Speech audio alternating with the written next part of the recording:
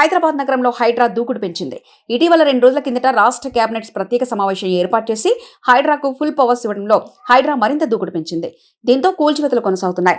ఆదివారం కూకట్పల్లి నల్లచెరువులోని అక్రమాలను హైడ్రా సిబ్బంది కూల్చివేస్తున్నారు. చెరువు మొత్తం విస్తీర్ణం 27 ఎకరాలు కాగా దీనిలో FTL బఫర్ జోన్లలో 7 ఎకరాలు ఆక్రమణకు గురైంది. బఫర్ జోన్లోని 4 ఎకరాల్లో 50కి పక్కా భవనాలు, అపార్ట్మెంట్లు నిర్మించారు.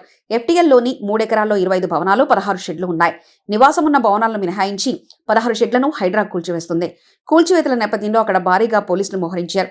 అదేవిధంగా కూకట్పల్లితో పాటు సంగారెడ్డి జిల్లాలోని అమీన్పూర్ పురపాలక పరిధి పట్టెలగూడ గ్రామానికి చెందిన 12వ నెంబర్ ప్రభుత్వ సర్వే నంబర్లో ఉన్న అక్రమ నిర్మాణాలను హైడ్రా అధికారులు ఆదివారం కూల్చివేశారు. దీనిపై గత 3 రోజులుగా నోటీసులు జారీ చేశారు. 14 విల్లాలను తొలగించే కార్యక్రమం కొనసాగుతుంది.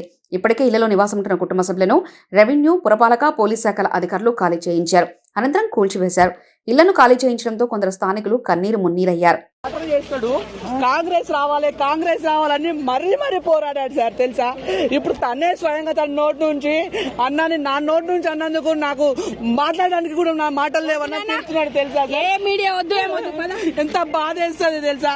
తనకు ఒక ఉపాధి కదా, కాంగ్రెస్ కార్యకర్త అన్ని పనులు పెట్టుకొని పోయేవాడు, తెలుసా? నాకు చెప్పేవాడు కాంగ్రెస్ వస్తే అది వస్తుంది అన్న, ఇది వస్తుంది.